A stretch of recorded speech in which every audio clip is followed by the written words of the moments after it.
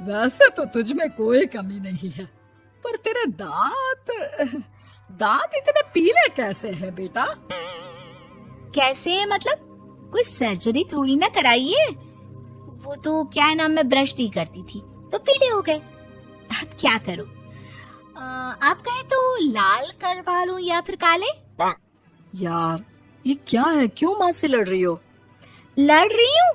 अरे मैं लड़ रही हूँ या ये बोल रही है कि दांत पीले हैं, पीले। अरे तपस्या थोड़ी ना की है इन्हें पीले करने के लिए। बकायदा ब्रश नहीं किया है 20 साल तक, तब जाकर। छी, कैसी बात कर रही हो?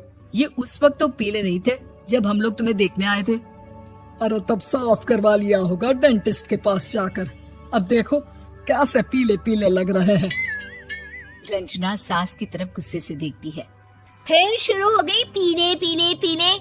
अरे पीले तो तब भी थे जब मेरे हाथ का रसगुल्ला उड़ा उड़ा कर खा रही थी और बोल रही थी, लड़की नहीं गुणों का खजाना दे रहे भाई साहब आप। खैर अब वो लोग करते भी तो क्या करते, पीले दांत वाली बहू पल्ले पड़ी थी तो झेलना तो था ही। एक दिन कीर्तन में रंजना गाना गा रही थी। अरे कमला बहन, माँ का द्वार है, यहाँ तो सब शुद्ध होकर आते हैं, फिर अपनी बहू को ब्रश भी नहीं करवाती तुम। दूर से पीले पीले दांत भक्ति में बाधा उत्पन्न कर रहे हैं। अरे कोई 2 साल की बच्ची थोड़ी ना लेकर आई हूँ मैं बहू बनाकर। अच्छी खासी लड़की है, अरे कैसे करवाऊं ब्रश? ये तो उसे खुद करना चाहिए ना। अब माँ बाप तो इसके जैसे तैसे निपटा दिए, ये नहीं सोचा कि सास कैसे संभालेगी। सास बहू को लेकर घर आ जाती है, लेकिन सोच लेती है कि अब इसे लेकर कहीं नहीं जाएगी। अगले रोज बहू कहती है, अरे क्या हो गया, मंदिर नहीं जाना क्या? कीर्तन का वक्त हो रहा है। मेरी मधुर वाणी से कान्हा जी जागते हैं और सोते हैं। आप तो जानती है ना उनकी भक्ति में कितना मन लगता है मेरा। वो क्या है ना, तबीयत ठीक नहीं लग रही है मेरी, आराम करूंगी मैं। तबीयत ठीक नहीं लग रही? अभी तो मिथुन के गाने पर नाच रही थी आप, और अब बोल रही है कि तबीयत ठीक नहीं लग रही। अरे भक्ति में मन लगा लो सासू माँ, ऊपर जाना है, क्या मुंह दिखाओगी आप? हाँ? सास को बहू की बात पर गुस्सा आ जाता है। मैं क्या मुंह दिखाऊंगी, इसकी चिंता तो ना कर, समझी? अपने मुंह की चिंता कर, जो ये पीले पीले दांत लेकर हर जगह पहुंच जाती है। पता है लोग कितना मजाक बनाते हैं। ना जी ना, मैं नहीं जाना कहीं तेरे साथ। तो ये बात है। कोई ना, मत जाओ, मैं अपने कमरे में ही बैठकर भक्ति कर लूंगी। ऊपर वाला दांत थोड़ी ना देखता है, मन देखता है, भावना देखता है। और अरे बस बस, तू सब कुछ दिखा, बस ये सफेद चमकदार दांत ना दिखाना किसी को, है? जा यहाँ से। बहू को सास की बात का कोई फर्क नहीं पड़ता, वो तो जैसी थी वैसी ही रह जाती है। सुबह नहाकर किचन में खाना बनाना, फिर खाना खाना, कीर्तन भजन करना और सो जाना। एक दिन, माँ जी मैं सहेली के घर जा रही हूँ, शाम को लेट आऊंगी। हाँ हाँ तो जाना, मैंने कौन सा तेरी आरती करनी है घर पर बैठकर। रंजना सहेली के घर जाती है, जहाँ वो पार्टी में जाने की तैयारी कर रही होती है। अरे शिखा, कहाँ जाने की तैयारी कर रही है? मैं गलत वक्त पर आ गई क्या? अरे नहीं यार, उल्टा सही वक्त पर आई है। मैंने ये साड़ी और ज्वेलरी निकाली है यार, शाम को इनके ऑफिस की एक पार्टी में जाना है। बताना कैसा लग रहा है ये सब? नहीं यार, इस ड्रेस के साथ तो वो वाली ज्वेलरी अच्छी लगेगी। हाँ हाँ सही बोल रही है, मैंने ध्यान ही नहीं दिया। वैसे तो हमेशा से मस्त फैशन सेंस रखती है। तो बड़ा जाती होगी ना पति के साथ पार्टी में। रंजना कुछ नहीं बोलती, बस सोचती है कि यार काश ये बात सही हो जाती, पर मैं क्यों नहीं जाती पार्टी में? क्या इन लोगों की कोई पार्टी होती नहीं होगी? रंजना घर आती है और रात में पति से सवाल करती है, एक बात बताइए, आप मुझे किसी पार्टी में क्यों नहीं ले जाते? क्या आपके यहाँ ऑफिस में पार्टी नहीं होती?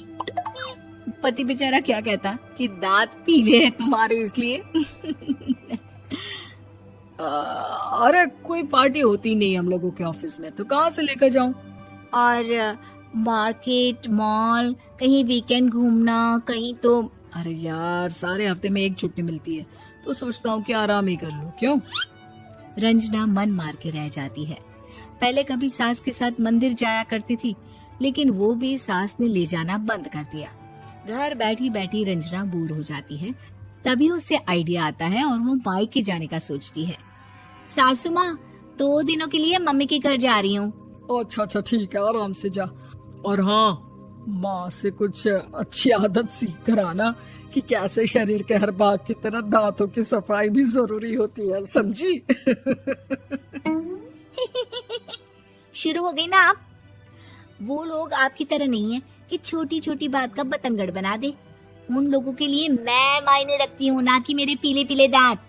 रंजना माँ को बिना बताए उन लोगों को सरप्राइज देती है, लेकिन जैसे ही वो दरवाजे पर पहुंचती है, अंदर देखती है कि घर वाले कहीं जा रहे होते हैं। अब माँ, काश रंजना दीदी के दांतों वाली प्रॉब्लम नहीं होती तो वो भी हम लोगों के साथ चलती ना बुआ जी की बेटी की शादी में। हाँ बेटा, लेकिन अब उसे कौन समझाए कि उसको उसके पीले दांत नहीं दिखते, लेकिन उसके आसपास के लोगों को कितना एम्बैरेसिंग फील कराते हैं। मुझे तो कितनी बार उसके स्कूल की टीचर ने शिकायत की कि उसके साथ कोई लड़की बैठना भी नहीं चाहती और ना ही कॉलेज में कोई उससे बात करना चाहता था, लेकिन पता नहीं क्यों उसे ये बात समझ में ही नहीं आती। कोई कमी नहीं है उस लड़की में, बस यही कि दांत पीले हैं। वो तो भला हो जीजा जी और उनकी माँ का, जो दीदी को जैसी है वैसे ही रखा हुआ है। रंजना को अपने घर वालों की बात सुनकर बहुत दुख होता है।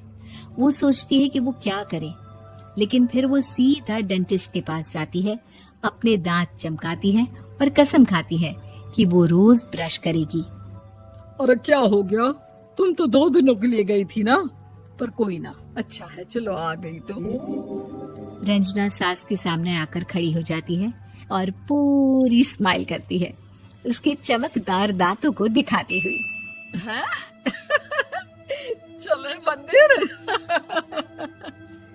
माँ, मुझे माफ कर दीजिए, मैंने आप लोगों को बहुत एम्बैरेसिंग फील करवाया। मैं आज से रोज ब्रश करूंगी।